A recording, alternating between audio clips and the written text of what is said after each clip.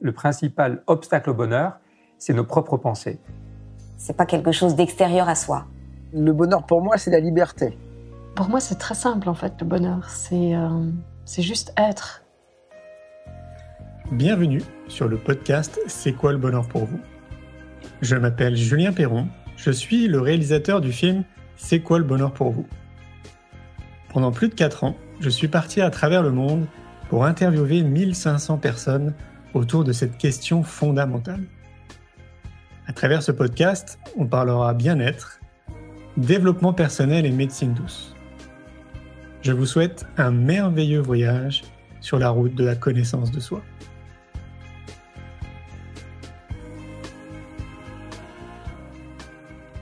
Aujourd'hui, j'ai le plaisir de recevoir Charles-Martin Kroum. Charles est chercheur en psychologie positive, expert scientifique pour de nombreuses revues nationales ou internationales. Il compte de nombreuses publications, articles, chapitres d'ouvrages et ouvrages, ainsi que de nombreuses communications scientifiques en tant qu'invité. Maître de conférences à l'Université de Bretagne occidentale, enseignant associé à l'Institut de formation en éducation physique et sportive d'Angers et intervenant à l'École normale supérieure, membre des jurys de concours de recrutement des professeurs et des agrégés d'éducation physique et sportive, le docteur Charles-Martin Kroum a enseigné l'éducation physique et sportive pendant 18 ans au sein d'établissements scolaires difficiles. Je vous souhaite une belle écoute. Bonjour. Merci de m'accueillir. Alors aujourd'hui, je suis de retour à Paris, tu sais, pour le documentaire que je réalise sur le bonheur. Donc comme je t'ai expliqué, j'ai fait 200 000 km, plus de 1500 interviews, et me voilà de retour à Paris. Alors, c'est quoi le bonheur pour toi ? C'est quoi le bonheur ? Ça, c'est un vaste sujet. Je dirais que c'est un état d'âme au quotidien où on se sent bien. Donc c'est quelque chose dont on peut considérer que c'est relativement stable. En tous les cas, pour moi, il y a des choses qui sont relativement stables. Voilà. Puis il y a une partie qui fluctue aussi en fonction des événements qui nous arrivent dans la vie. Donc, quand on a une bonne nouvelle, il y a des choses qui bougent. Des mauvaises nouvelles, ça bouge un peu dans le négatif, mais ça revient à un niveau qui fait que on se sent bien et on fait des choses qui ont du sens pour soi. Personnellement, j'aurais tendance à considérer que c'est des choses aussi dont je pense que ça va avoir une utilité pour d'autres personnes aussi. Ça donne du sens à ma vie. Donc le fait d'être au service des autres, le fait de faire des activités bénévoles aussi, rendre service et puis prendre du plaisir, surtout avec les personnes qui me sont proches, quoi, avec ma famille, mes enfants, ma conjointe. Ça, c'est vraiment important. Les amis aussi. Donc le bonheur, c'est partager des moments avec ces personnes-là, ça c'est sûr. C'est quelque chose auquel tu avais déjà réfléchi ou c'est ton évolution personnelle qui t'amène à avoir cette définition aujourd'hui ? J'aurais tendance à dire que c'est l'histoire personnelle. L'histoire personnelle quand on perd des choses, par exemple. Quand on perd, on a un sentiment de perte, puis du coup on se dit tiens, ce qui reste finalement faut en prendre soin, quoi. Donc du coup on apprécie peut-être mieux les choses après un problème de santé par exemple, ou après des aléas de la vie, on va dire. Et donc c'est en vieillissant, c'est en grandissant, en étant confronté à la vie, tout ça. Est-ce que tu peux nous expliquer un peu ton parcours, parce que j'imagine qu'il y a des gens qui ne te connaissent pas ? Oui, alors j'ai un parcours un peu biscornu. J'étais au début professeur d'éducation physique et sportive pendant 18 ans. J'étais professeur adjoint, après j'ai été chargé d'enseignement, professeur certifié, professeur agrégé. Et puis ce qui m'intéressait quand j'ai travaillé en lycée professionnel, c'était de voir que j'avais des élèves qui étaient capables de rebondir après des échecs, et puis d'autres au contraire qui ont un peu tendance à s'enfoncer et puis à être tirés vers le bas. Et du coup, je me suis intéressé à trouver des explications à ça. Ça m'a amené à travailler sur la notion d'optimisme. Et de fil en aiguille, j'ai travaillé sur le domaine de la psychologie positive. Alors, sur la psychologie positive, ça, je le dois à une personne, pas à 50 personnes, à une seule. Cette personne, c'est Philippe Sarrazin, qui était mon directeur de thèse et qui m'a poussé à aller au premier congrès européen de psychologie positive en 2002, qui était organisé à Winchester par Ilona Bonniwell. Donc j'y suis allé et depuis, je suis resté dans la mouvance. Et depuis, donc je me suis toujours intéressé à la notion d'optimisme, comment cette variable interagit avec d'autres variables, comment elle explique d'autres variables, l'importance qu'elle peut avoir pour nous. Donc ça, c'est vraiment un parcours, on va dire, professionnel qui a démarré en tant que prof d'éducation physique et sportive en 85. Et puis 2004, je suis passé maître de conférence à l'université de Rennes, à l'ESP de Rennes plus précisément, où je suis toujours à l'heure actuelle. J'ai soutenu mon HDR en 2013. Voilà quoi. Et avant d'avoir cette carrière professionnelle, j'étais athlète de haut niveau en aviron. Donc j'ai été athlète de haut niveau en aviron, j'ai été en équipe de France, j'étais en préparation olympique pendant une année et j'ai arrêté sur blessure. Après, ce qui m'a d'ailleurs, alors forcément des regrets quand on a la possibilité d'aller au jeu puis qu'on n'y va pas, donc forcément, je pense que j'ai pas défendu mes chances comme j'aurais dû le faire, mais ça m'a permis aussi de grandir et de comprendre des choses qui me sont très utiles en tant qu'entraîneur. Donc j'ai été entraîneur après, rien à voir, en savate boxe française pendant 25 ans à peu près, et puis là je suis revenu vers l'aviron et j'ai de temps en temps, j'interviens de temps en temps auprès d'athlètes qui sont dans un centre d'entraînement qu'on a au club d'Angers. Voilà, donc j'ai une vision assez large par rapport à l'activité physique qui est au départ, donc l'activité physique, la performance sportive, mon domaine de prédilection, quoi, avec le versant psychologique de la performance. Sacré parcours. Oui, c'est un parcours vraiment biscornu pour en arriver où je suis maintenant, et j'ai la chance de faire partie de ces gens qui ont la possibilité de choisir ce qu'elles veulent faire sur le plan professionnel, et je fais des choses qui me passionnent. Donc j'ai eu un parcours sportif avec un questionnement sur les déterminants psychologiques de la performance sportive, et notamment ce qui pouvait expliquer la capacité à rebondir après des échecs. Et puis forcément, ça a aussi été un travail d'introspection, puisque moi, après la blessure que j'ai eue avant les Jeux de Los Angeles, j'ai pas su revenir après. Alors pour X raisons, bien sûr, hein, c'est toujours très complexe. N'empêche que moi, j'ai pas su revenir. Donc ça m'a amené à faire un travail d'introspection. Et puis après, j'ai travaillé avec différents types de cadres théoriques, ce qui m'a amené à travailler, par exemple, à partir de 1997 avec Martin Seligman. J'ai eu la chance de pouvoir commencer à échanger avec lui à cette époque-là sur la notion de style explicatif. Et depuis, je suis resté en contact avec lui, j'ai été en contact avec Christopher Peterson, qui est malheureusement décédé maintenant, et ça m'a permis effectivement d'avancer dans mes travaux. Et après, au fil des rencontres, puisque les congrès, des choses comme ça, c'est justement la richesse qu'il y a, c'est de rencontrer des personnes. Et là, j'ai rencontré des personnes qui sont fantastiques, quoi, que ce soit Barbara Fredrickson, Bob Vallerand, Martin Seligman, Mike Csikszentmihalyi, qui est vraiment une personne, une très très belle personne, et puis bien d'autres, et puis des personnes, et des Français bien sûr, Jacques Lecomte qui est super, Ilona Bonniwell qui est maintenant bientôt française, en tous les cas qui est française d'adoption, puis Rebecca Shankland et tous ceux qui d'une manière large m'aident au sein de l'association française de psychologie et francophone de psychologie positive. C'est vraiment un plaisir que de travailler avec ces personnes-là, quoi. Alors, quel est le fruit de ta recherche du coup ? Qu'est-ce qu'il en ressort de tout ça, quoi ? Alors, je dirais qu'il y a plusieurs types de choses qui en ressortent. Alors, là, forcément, je vais être amené un petit peu à segmenter les choses.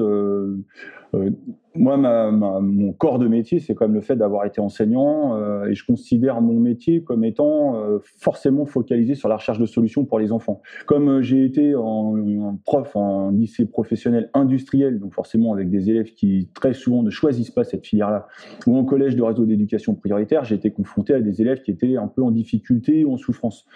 Donc forcément, les lectures, les rencontres, les travaux de recherche m'ont conduit à avoir une vision plutôt bienveillante de l'école et à savoir comment faire pour trouver des solutions pour accompagner les enfants. Et là, les travaux, par exemple, d'Ilona Bonniwell m'ont marqué sur la notion de recherche des forces de caractère chez les élèves, essayer de se focaliser sur ce qui va bien chez eux, de manière à faire en sorte que ce qui va bien leur permette de s'en sortir par la suite. Ce qui change complètement du discours qu'on a à l'heure actuelle en France, où quand un élève à 15 sur 20, souvent on se focalise plutôt sur les 5 points perdus que sur les 15 points gagnés, tout en cherchant à faire en sorte que l'élève prenne confiance en lui. Donc ça va pas. Mais ça m'a aussi amené au niveau de l'entraînement à me questionner, c'est-à-dire que est-ce qu'un plan d'entraînement, est-ce que c'est chercher chez l'athlète à corriger tout ce qui va pas, et toujours dans l'optique de lui faire prendre confiance en lui, de le faire progresser. Alors que si on pointe sur ce qui va pas, c'est pas ça qui va l'aider à prendre confiance. Donc du coup, ça m'a amené à prendre du recul par rapport à mes pratiques et puis à modifier, à ajuster. J'aurais tendance à dire que du coup, ce que j'en retiens, c'est la notion de temporalité. Longtemps avant, je vais travailler sur les points forts et sur les points faibles. Pourquoi travailler sur les points faibles et pourquoi travailler sur les points faibles à l'école, c'est important? Parce que apprendre, c'est quand il y a quelque chose qu'on ne sait pas faire et qu'après on sait faire. Donc forcément, il faut repérer quelque chose qu'on ne sait pas faire à un moment donné. Mais du coup, les points forts, à quoi vont-ils servir pour pouvoir justement apprendre? Et ça, que ce soit dans le domaine scolaire ou dans le domaine sportif. Dans le domaine sportif, par exemple, c'est identifier ses points forts et créer les conditions de les utiliser ou apprendre à utiliser ses points forts pour corriger les éventuels points faibles. Mais n'empêche que ça change complètement, de mon point de vue, sur la philosophie de l'entraînement, mais aussi sur la philosophie de l'enseignement. Alors, il ne s'agit pas non plus de dire que tout va bien dans le meilleur des mondes. C'est pas du tout ça. D'ailleurs, c'est bien ce que j'ai dit. Quand on apprend, c'est bien qu'il y a quelque chose qu'on ne sait pas faire, et donc il a bien fallu le pointer, ça, qu'il y avait quelque chose qu'on ne savait pas faire. Et apprendre, c'est quand après on réussit à le faire, et qu'on réussit à le faire avec de plus en plus de réussite et au moindre coût. Donc, moi, je pense que ça, c'est vraiment un point important.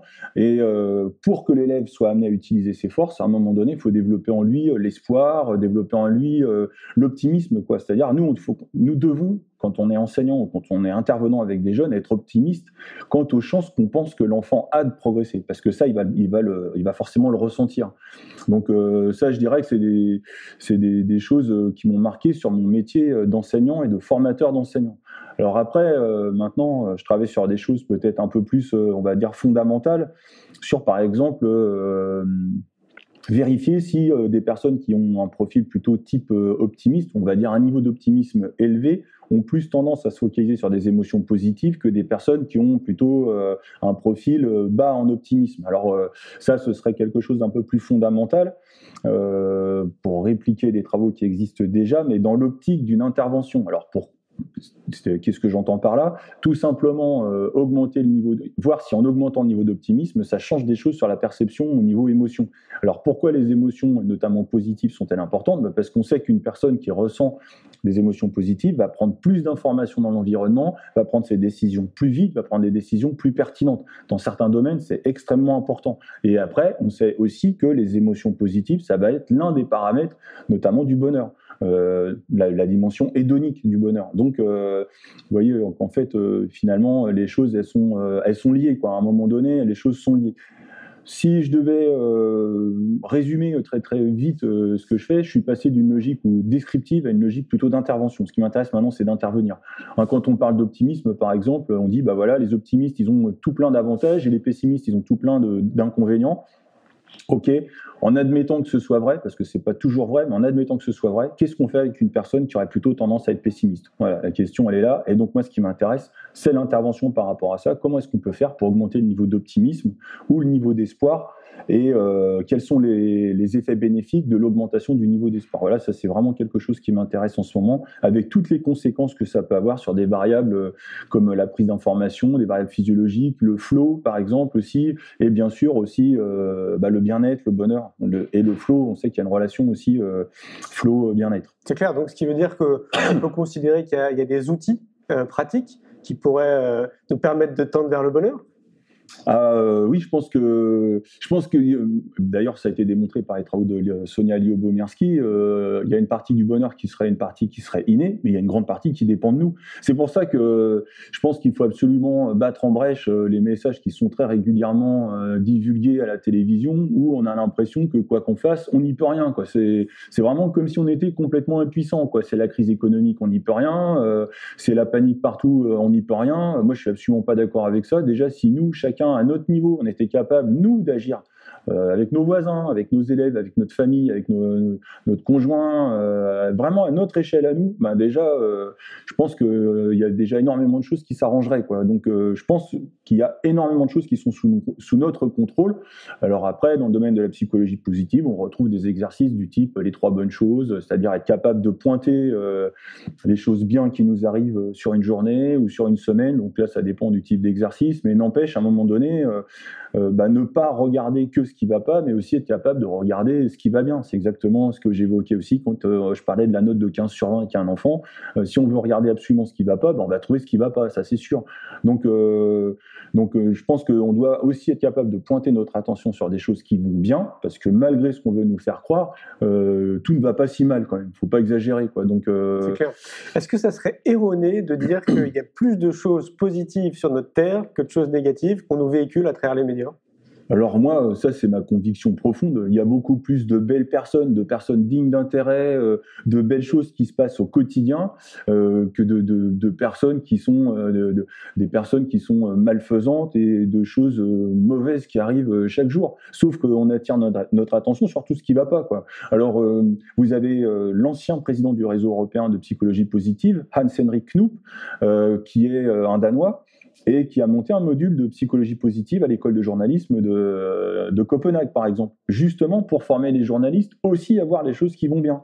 Mais est-ce qu'ils ne sont pas dirigés par le directeur de la chaîne ou du média en question, quoi ? Ouais, alors peut-être que le négatif, ça fait mieux vendre, c'est sûr. Barbara Fredrickson, d'ailleurs, elle a montré que effectivement, on était plus attiré par le négatif que par le positif, mais ça, je pense que c'est tout à fait logique, parce que dans notre évolution, en termes d'espèce humaine, si face à un ours avec des grandes dents, des grandes griffes, on avait manifesté de la joie, je pense qu'on se faisait croquer, quoi. Donc avoir peur, ça permettait de se sauver, se mettre en colère, ça permettait de faire face, et ça, je pense que c'est ancré dans nos gènes.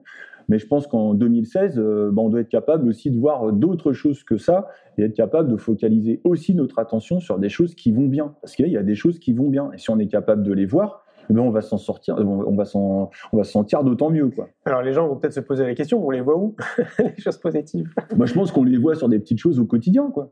Des toutes petites choses, c'est des choses très, très bêtes. Un jour, je vais acheter du pain, j'aime bien les baguettes bien cuites. La boulangère elle me dit tiens, attendez, celle-là je vous la donne, elle est trop cuite. C'est sympa, quoi. Elle n'était pas obligée de le faire. Un jour, j'ai oublié mon téléphone dans le train. Un beau téléphone, quoi. Eh ben, il y a une personne, elle est sortie du train en me courant après pour me rendre mon téléphone, au risque de rater son train en plus. Franchement, soi-disant, les gens sont malhonnêtes et non, c'est pas vrai.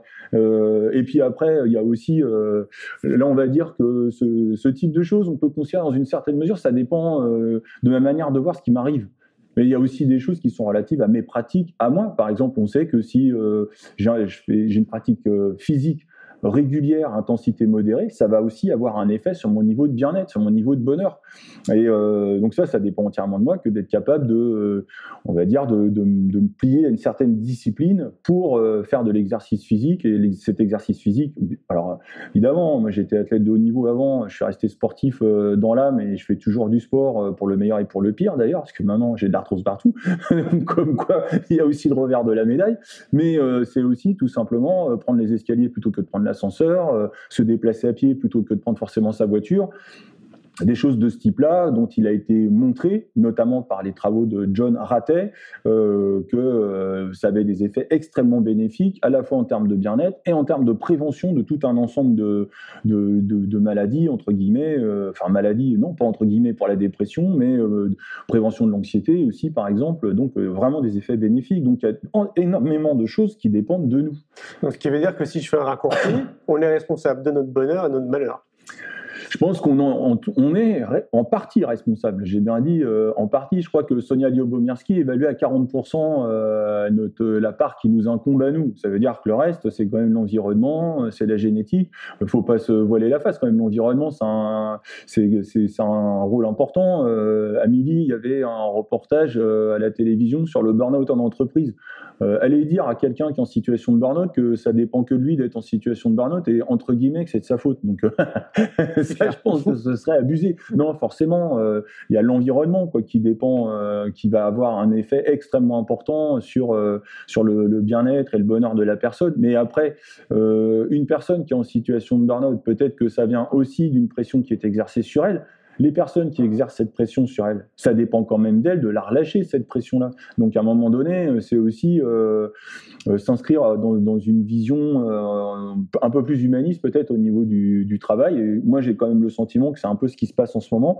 D'ailleurs, il n'y a qu'à voir le dernier livre de Jacques Lecomte, qui n'est pas encore sorti, mais je sais qu'il va sortir ces jours-ci, où justement il se penche sur ce côté bien-être en entreprise, avec des entreprises qui développent des conditions qui permettent aux salariés d'être bien. Mais alors là, pour ça, je vous renvoie à son livre, pour le coup. Tout à fait, puis on s'est rencontrés, donc je l'ai interviewé, il suffit qu'il tape Jacques Lecomte, c'est quoi le bonheur pour vous, ils tomberont sur l'interview, et on en parle, effectivement. D'accord. Bah voilà. D'ailleurs, je rebondis un peu là-dessus, parce que Pierre Rabhi, lui, il parle de sobriété heureuse, on n'en est pas très loin aussi, non ?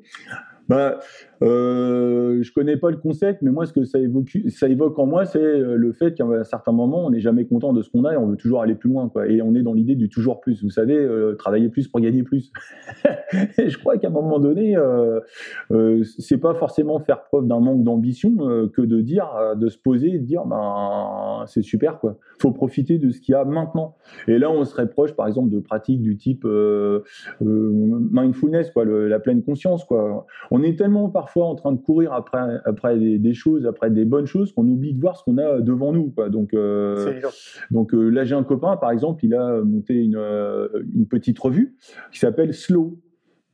Tout simplement en réaction au fait que dans la vie, tout va vite, quoi. On est stressé, on galope, on va à droite, à gauche, et puis on oublie de savourer les bonnes choses du quotidien, parce que des bonnes choses, il nous en arrive quand même dans une journée. Donc c'est quand même dommage de se priver de ça. C'est clair. Florence Servan-Schreiber dit aussi, a écrit un livre, Les 3 kiffs par jour, c'est la même chose. Oui. C'est clair. Et en plus, si tu fais le compte, je suis sûr qu'il en passe au moins une quinzaine de choses positives dans ta journée. Il y a énormément de choses positives qui se passent au quotidien, quoi. Alors il y a des choses positives qui se passent, qui sont liées à l'environnement ou à des personnes qui vont nous faire un sourire ou qui vont nous demander comment on va, qui vont s'intéresser à nous. Donc déjà rien que ça, des fois, ça suffit à faire qu'on ressent des émotions positives. Et puis des choses qui dépendent aussi de nous, comme le fait de faire preuve de gratitude vis-à-vis de quelqu'un, ça nous fait du bien aussi à nous. Et puis, ce que j'évoquais tout à l'heure, le fait de faire de l'exercice physique, ou alors le fait de travailler sur nos forces, c'est-à-dire ne serait-ce que de les connaître et de les utiliser dans les environnements auxquels on est confronté, quoi. Alors moi je pense, je réagis en fonction de la masse, et ce que je vois, c'est un constat peut-être très personnel, c'est qu'il y a un très fort conditionnement quand même sociétal, culturel, religieux, parental, éducation nationale, etc. On est quand même bien conditionné dans nos sociétés respectives, quoi, dans les pays respectifs. Dès que tu veux sortir un peu des sentiers battus, c'est compliqué parce que tu dois être déconditionné, donc sortir de schéma où on t'a dit la vie petit gars c'est tout droit. Et donc quand tu réagis de manière globale, je me dis comment les gens qui nous écoutent vont se dire ok, il a raison, mais moi comment je fais demain? Alors ça, là, on est vraiment pile poil sur une problématique pour moi qui serait effectivement liée aux valeurs qu'on a, et c'est là où on voit les limites, par exemple, de la psychologie positive telle qu'elle est, si on considère que c'est une importation massive de modèles nord-américains. Il y a des modèles nord-américains qui ne sont absolument pas adaptés à notre culture, à nous, que ce soit nous en tant que Français ou nous en tant qu'Européens. Ce qui fait qu'on a une psychologie positive européenne qui est en pleine émergence, quoi. Clairement, avec notamment Antonella Delle Fave, qui a été présidente du réseau mondial et qui a été présidente du réseau européen. Et puis moi aussi, j'estime que je fais partie de cette mouvance-là où ça se traduit concrètement quand on valide des questionnaires nord-américains, par une validation qui passe aussi par une adaptation culturelle de manière à ce que ça mesure bien ce qu'on veut que ça mesure, mais que ce soit mesuré par rapport à notre culture. Alors, ça me rappelle forcément des choses, notamment avec Ilona Boniwell. Donc Ilona Boniwell, je ne sais pas si tu l'as rencontrée. Pas encore, là. Faut la rencontrer parce que c'est une femme exceptionnelle. Il faut savoir que c'est quand même un précurseur en Europe. Celle qui a monté le premier master européen de psychologie positive appliquée, c'est elle qui a monté le réseau européen de psychologie positive. Donc elle est basée juste à côté de Paris. Elle est à Mantes-la-Jolie. C'est vraiment une femme exceptionnelle. Donc ça, je te laisserai la découvrir. Je la connais depuis 2002. On s'est rapprochés petit à petit parce qu'elle est venue habiter en France.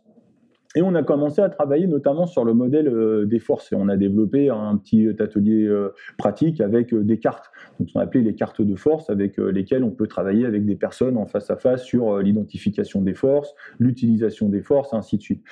Mais avant que ce jeu de cartes ne voie le jour dans sa version finale maintenant, là, on a beaucoup discuté. Et puis, Ilona, elle habitait longtemps en Angleterre, avec des enfants scolarisés en Angleterre.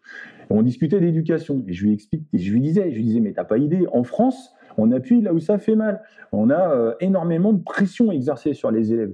Et d'ailleurs, pour preuve, les élèves français, dans les différentes études nationales ou internationales, ressortent avec un niveau de bien-être qui est assez faible, quoi. Alors, qui est faible en comparaison des autres, et puis qui est faible et qui va en décroissant. Par exemple, dans une étude qu'on a réalisée avec Fabien Fenouillet de Paris, notamment, on a pu montrer que sur un ensemble d'indicateurs, entre le CM2 et la terminale, les indicateurs de bien-être chutent mais considérablement, alors que les émotions négatives, elles grimpent en flèche, quoi. Donc effectivement, on a un problème, quoi. Et j'ai vraiment insisté avec elle là-dessus, quoi, sur ce point-là. Ça, je pense que c'est une spécificité française. Elle me disait, mais non, quand même, t'exagères, mais c'était Je dis quand même, ça ne veut pas être à ce point-là, quoi. Et là, il se trouve qu'Ilona, femme absolument exceptionnelle, qui est passée de 2 enfants à 5 en 1 an, donc c'est quand même balèze. En fait, elle s'est mariée avec un Français qui avait 2 enfants de son côté, ils en ont eu un ensemble, donc ça fait 5, le compte est bon. Et donc maintenant, ces enfants, qui sont de grands enfants, ont été scolarisés dans le système français. Et là, elle a compris la différence. Et elle a compris ce que je voulais dire. Effectivement, elle s'est rendue compte que le système français était extrêmement élitiste. Alors, c'est vraiment... c'est le jour et la nuit, finalement, on va dire. Alors, système anglais, il faut voir, mais système nord-américain, c'est clair. Le gamin, le moindre truc qu'il fait, tout de suite, c'est fantastique, c'est extrêmement bien, c'est génial. Le gamin, c'est le meilleur gamin du monde. Voilà. Alors que nous, en France, on est beaucoup plus sur la retenue. Je pense qu'on est aux 2 extrêmes. Honnêtement, je pense qu'on est sur 2 extrêmes. Je pense que le modèle nord-américain, moi personnellement, ça me convient pas, parce que l'enfant, il doit aussi avoir, à un moment donné, il doit être mis face à ses responsabilités par moment. Quand c'est pas bien, quoi. Voilà, point. Mais en revanche, c'est pas parce que c'est pas bien que c'est un tribunal, et puis que forcément il y a un coup près qui doit tomber, quoi. Donc le système français, où parfois justement c'est cette notion de coup près un peu qui tombe, qui est souvent mis en avant, moi il me convient pas non plus. Donc je pense qu'il faut arriver vraiment à quelque chose qui soit plus un juste milieu, à savoir valoriser les choses qui vont bien, et quand il y a des choses qui ne vont pas, être sur une logique de recherche de solutions. Ce que font d'ailleurs, on va dire, pour moi, la majorité des enseignants, quand même, il ne faut pas exagérer, la majorité des enseignants, pour moi, il faut focaliser sur l'idée de la recherche de solutions pour faire en sorte que l'élève progresse. Mais s'il y a une majorité qui est orientée comme ça, il y a aussi une minorité qui est orientée sur on va dire, un enseignement de type constat. C'est-à-dire l'enfant, il a 4 sur 20, puis on lui dit franchement, t'es pas bon, comme si on avait besoin de lui dire. Donc, et ça s'arrête là. Avec fréquemment, ce qui est évoqué, c'est le manque d'effort de l'enfant, le manque de motivation. Autrement dit, c'est l'enfant qui est responsable. On enseigne à l'enfant qu'il est responsable de ce qui lui arrive. Alors que, je suis désolé, pour moi, un bon enseignant, c'est un enseignant qui va trouver des solutions pour faire en sorte que l'enfant progresse et lui proposer des solutions. Je ne dis pas que c'est facile. Si c'était facile, il n'y aurait pas d'échec scolaire en France. Donc évidemment, c'est complexe. Ça, je suis entièrement d'accord. Puis j'étais 18 ans enseignant dans le secondaire, donc je sais bien que c'est compliqué. Mais n'empêche que la logique, elle est là. Or, chez certains, c'est pas tout à fait ça. C'est un petit peu comme si vous alliez chez le médecin et que le médecin vous disait vous êtes malade.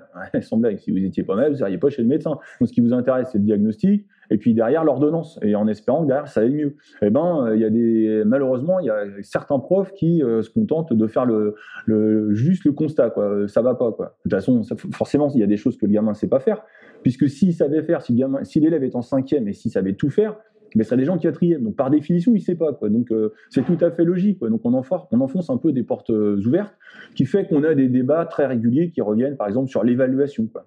Donc, l'évaluation, est-ce qu'il faut mettre des notes? Est-ce qu'il ne faut pas mettre de notes? Pour moi, le problème, il n'est pas là, quoi. C'est qu'est-ce qu'on fait de la note, quoi.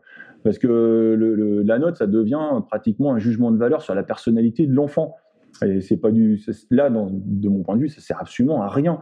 L'évaluation, pour moi, tout dépend de ce qu'on veut en faire. Dès lors que c'est pour faire avancer l'enfant, le faire progresser, sans lui faire prendre des vessies pour des lanternes, pour moi, tout va bien, en lui donnant une chance de se rattraper. Alors, qu'est-ce que j'entends par chance de se rattraper? Et c'est ce qui entre, pour moi, dans le cadre de l'école bienveillante. C'est, imaginons, un enfant qui fait un contrôle en maths et qui a 2 sur 20. Il ne s'agit pas de lui dire que 2 sur 20, c'est bien, parce qu'il n'a pas besoin qu'on lui dise ça, il sait très bien que c'est pas bien, quoi. Mais le message qu'on lui envoie, c'est que, avec 2 sur 20, de toute façon, quoi qu'il fasse, il n'arrivera jamais à la moyenne. Sauf si on lui dit, écoute, t'as vu, là, bon, t'as marqué 2 points grâce à ça, par contre, t'en as perdu un certain nombre, parce que là, ça, tu ne maîtrises pas. Est-ce que, en ayant retravaillé, t'as compris les choses qui n'allaient pas? Dès lors que l'enfant dit oui, on peut très bien lui proposer, écoute, ce que je te propose, c'est de refaire un contrôle du même type, et je prends la meilleure des 2 notes. Est-ce que tu as envie de faire ça ou pas?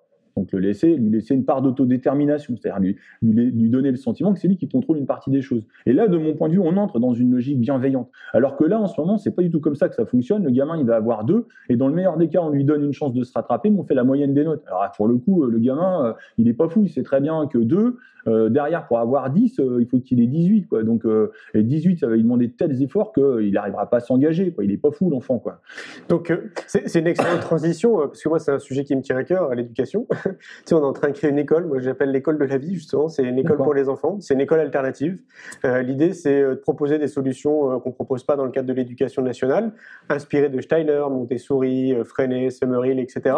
Donc, c'est intéressant pour moi d'avoir ton feedback, justement, toi qui as été 18 ans au cœur de l'éducation. Est-ce que tu penses que c'est une bonne idée de proposer un nouveau modèle en termes d'éducation ?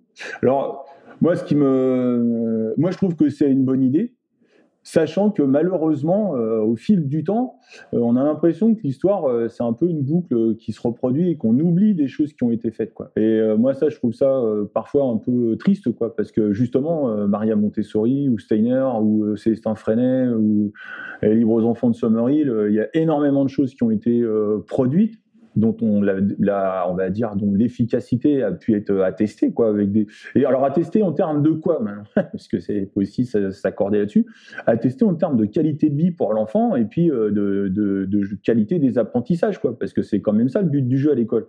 Et malheureusement, il y a des pratiques qui se perdent et on est sur une école super élitiste malgré ce qu'on va en dire. Alors surtout au collège. Je pense que le maillon faible, c'est surtout au niveau du collège. Les profs des écoles font quand même globalement un super travail. Après, il y a le collège où c'est très élitiste. Et puis après, le lycée, entre guillemets, les dés sont joués, quoi. Donc, moi, je trouve que ce serait effectivement quelque chose d'intéressant. D'ailleurs, ça va un peu dans le sens du livre qu'on vient de publier avec Ilona Bonniwell, pour des ados motivés, les apports de la psychologie positive, où justement, on fait un petit peu, alors à la fois une recension de choses qui existaient, mais une recension très brève, parce que chez Odile Jacob, ils ont voulu quand même qu'on fasse, que cette partie-là soit la plus courte possible, mais la partie qui est publiée, ce n'est qu'une partie de tout ce qu'on avait recensé comme travaux. Et puis derrière, les apports réels de la psychologie positive, donc des choses vraiment novatrices. Et puis derrière aussi, des choses qui sont revisitées, des choses qui existaient déjà, mais qu'on a voulu revisiter pour les remettre un peu au goût du jour. Et c'est vrai qu'en France, malheureusement, on est sur un système de punition-récompense beaucoup. La note en fait tout à fait partie de ça, justement. Bien sûr. C'est pour ça que moi... pour moi, la note, c'est pas le problème. On peut mettre un système vert-rouge. Si on s'en sert de la même manière dont on se sert de la note à l'heure actuelle, ça changera absolument rien, quoi. Je veux dire, moi je me souviens quand j'ai démarré l'enseignement au lycée professionnel, on était lycée professionnel expérimental et on avait un système de formation en contrôle continu. C'est-à-dire les enfants, les élèves avaient chacun un livret d'évaluation sur lequel on avait une évaluation par compétence. Je parle de ça, c'était en 86 et l'évaluation par compétence c'est complètement actuel en ce moment. Donc on voit quand même qu'on a un peu tendance à tourner en rond parce que nous, on était lycée expérimental, lycée professionnel expérimental, au bout de 3-4 ans, ça a été abandonné. Et puis là, ça revient au goût du jour. Enfin bref, ce qui était intéressant, c'était que cette évaluation par compétence permettait à l'élève de regarder où il en était de son livret d'évaluation. Quand il avait une compétence qu'il considérait avoir acquise, il le disait, je procédais à l'évaluation et je validais. Et l'élève, il suivait son cursus de cette manière-là, quoi. Et je trouvais que c'était vraiment super intéressant. Alors par contre...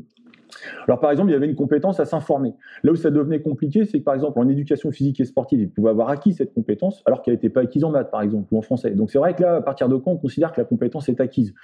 Donc du coup, ça a amené à avoir un travail d'équipe très fort. Mais un travail d'équipe au service de l'élève et puis au service aussi de sa qualité de vie au quotidien. Alors c'est vrai que c'est en 86, finalement cette problématique du bien-être, elle n'était pas ressortie aussi fort que maintenant. Maintenant, elle ressort fort parce qu'il y a des enjeux de société, quoi. Enfin, faut quand même savoir qu'en France, jusqu'à il y a très récemment, les chiffres c'était 11 000 morts par suicide en France, quoi, 3 fois plus que par accident de la route. Enfin, c'est quand même incroyable. Des taux de dépression chez les enfants qui sont absolument phénoménaux, quoi, en France. Donc, alors qu'on est quand même un pays où on a une bonne qualité de vie globalement, donc c'est pas normal qu'on en soit là. Et le point commun pour les personnes adultes actuelles là, c'est qu'elles sont passées par l'école. Du coup, à l'école, qu'est-ce qu'on peut leur proposer ? Et je pense qu'on peut proposer des choses du type de ce que propose Ilona Bonniwell à travers un programme d'éducation positive qu'elle a conçu. C'est un programme d'éducation qui repose sur l'idée qu'on peut renforcer la résilience des enfants à l'école Et ça, c'est quelque chose qui leur est utile pour toute leur vie après.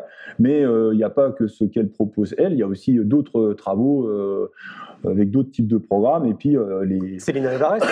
Pardon ? Céline Alvarez aussi qui a fait un bon travail, quoi. Céline Alvarez, je ne sais pas si tu en as entendu parler. C'est une éducatrice aussi qui a été 4 ans, je crois, dans le cadre de l'éducation, et qui est sortie de là parce qu'elle n'a pas réussi à changer les choses. Mais du coup, elle propose un modèle un peu différent, justement, pour accompagner les enfants. Oui, ça me parle. Mais il y a des travaux en Nouvelle-Zélande aussi. Il y a des travaux aux États-Unis avec un programme qui a été mis au point par Martin Seligman, un programme qui est d'ailleurs vendu maintenant à l'armée pour prévenir du stress post-traumatique. Enfin, il y a énormément de choses qui existent. Il y a qu'en France, on a tendance à voir des choses qui résistent un peu. Alors, c'est un peu logique dans la mesure où on a un système de préparation à la profession d'enseignant qui est un moule. Et c'est un moule parce que c'est un concours. En fait, le concours, c'est un moule, quoi. Il faut entrer dans le moule pour être reçu. Et du coup, on a pas mal d'étudiants qui ont du mal à prendre du recul aussi par rapport à ce moule. Alors, ce qui fait que, moi, ça m'est arrivé d'avoir des étudiants de l'école normale supérieure éducation physique et sportive en cours, et de les amener à chercher à développer leur esprit critique. Ils sont incapables de développer un esprit critique. C'est-à-dire que, très clairement, quand on est fonctionnaire, enseignant, fonctionnaire, donc on a une mission de service public, on doit respecter des textes, donc les textes qui nous disent ce qu'on doit enseigner, pas forcément comment, mais ce que l'on doit enseigner aux élèves, de manière à ce qu'un élève qui a le bac, qui a une 15 en EPS, à Rouen, il est aussi 15 par exemple à Montpellier. C'est pas parce qu'on change d'académie que forcément la note elle change. Donc c'est pour ça qu'il y a des textes officiels qui régissent les épreuves d'éducation physique et sportive. Donc ils doivent à la fois être capables, de mon point de vue, de connaître les textes sur l'éducation physique et sportive, mais pas que, sur l'école, les nouveaux textes qui sortent sur le nouveau collège par exemple, où là il y a une carte à jouer pour l'éducation nationale. Donc connaître ces textes-là, mais aussi être capable de prendre du recul par rapport à ces textes et d'en voir les avantages, d'en voir les inconvénients. C'est-à-dire que tout en restant dans ce qu'on attend d'eux, être capable de se montrer créatif pour permettre aux élèves d'atteindre les objectifs qu'on attend d'eux. Et ça, parfois, on a beaucoup de difficultés. Alors, par quoi ça se traduit ? Par exemple, un élève qui est en situation difficile à l'école, très classiquement, c'est parce que l'élève il n'est pas motivé, parce qu'il ne fait pas des efforts, et ainsi de suite. Alors que ça, quand on dit ça, c'est forcément de la faute de l'élève, entre guillemets. Donc ça, c'est du ressort de l'élève. Alors que normalement, ça devrait être du côté du prof, le prof devant se montrer créatif quant à sa capacité à comprendre ce qui se passe pour apporter des solutions. Mais c'est vrai que c'est pas facile, ça, je reconnais que c'est pas ça. Mais n'empêche qu'il y a cette espèce de moule dès le départ qui fait que, du coup, les élèves, quand ils sont à l'école, ils sont avec une personne qui a été dans un moule, qui est passée à travers un moule, et il leur impose un peu ce moule. Donc, pour rattraper le fil de ce qu'on disait justement en amont, on parle de ce conditionnement. À mon sens, l'école, c'est peut-être 50% de notre conditionnement. Donc, s'il y a quelque chose à changer pour que les gens tendent vers le bonheur ou vers un bien-être, plus important, ça me paraît tellement évident de changer de ce qu'on propose à l'éducation. Moi, je crois qu'il faut pas se leurrer. Puis là, ça n'engage que moi, mais n'empêche que c'est quand même ma conviction. On a une école moyenne pour des enfants moyens. Dès que l'enfant sort un peu en haut ou en bas, on ne sait pas le prendre en charge. Si l'enfant, par exemple, est Asperger, on est incapable de le prendre en charge. S'il est dyslexique, on ne sait pas le prendre en charge. Et puis, de l'autre côté aussi, si c'est un enfant à haut potentiel, on ne sait pas non plus le prendre en charge. Et souvent, on a plutôt tendance à lui rogner les ailes, quoi. Et ça, c'est absolument anormal. Parce que, alors, qu'est-ce qui est anormal ? Par exemple, je vois sur une ville comme Angers, pour des enfants à haut potentiel, il n'y a que les écoles privées qui permettent un accueil de ces enfants-là. Moi, en tant que agent de la fonction publique, ça me gêne énormément, quoi. Ça, je trouve que c'est pas normal. Et puis après, il y a deux choses qui sont, de mon point de vue, extrêmement importantes. C'est d'un côté la manière dont les profs sont managés. Et je me souviens d'une question qui m'avait été posée il n'y a pas très longtemps sur comment serait ma vision d'une école idéale, d'un collège ou d'un lycée idéal. Et moi, j'avais répondu très simplement que pour moi, un établissement scolaire idéal, ce serait un établissement dans lequel on aurait une administration au service des enseignants, avec en retour des enseignants au service des élèves. Ça, pour moi, ce serait vraiment le top du top. Et j'ai failli m'orienter vers la profession de chef d'établissement, d'ailleurs. Ça, si j'avais été chef d'établissement, c'est comme ça que j'aurais vu les choses. Et du coup, la personne à qui j'ai dit ça m'a dit, mais c'était Alexandre Jost de la Fabrique Spinoza qui m'a dit, mais pourquoi ? Parce que ça se passe pas comme ça. J'ai dit, non, parce que parfois on a l'impression d'avoir une administration qui fait tout pour mettre des bâtons dans les roues aux enseignants, et les enseignants en retour, ils font tout pour mettre des bâtons dans les roues aux élèves, quoi. Et ça, c'est vraiment pas normal. Ça, c'est le premier point que je voulais dire. Mais le deuxième point, c'est que ça, il y a des chefs d'établissement qui le cassent. Par exemple, il y a Patrick Forestier. Patrick Forestier, c'est un chef d'établissement qui est dans un collège à la Réunion. Alors, c'est le collège des Tamarins, je crois, à la Réunion, qui est un collège difficile. Alors lui, carrément, il a autorisé Yvan Paquet, donc qui est le président de l'association de psychologie positive de l'océan Indien, donc président de cette association-là, qui est maître de conférence à La Réunion. Il a autorisé Yvan Paquet à tester les effets du programme développé par Ilona Boniwell, programme d'éducation positive, dans son établissement. Et lui suit la formation au DU de psychologie positive qui a été montée à la Réunion, quoi. Et c'est un chef d'établissement qui est non seulement qui est ouvert, mais en plus qui veut des choses novatrices pour ses élèves, quoi. Et qui se met au service de ses enseignants.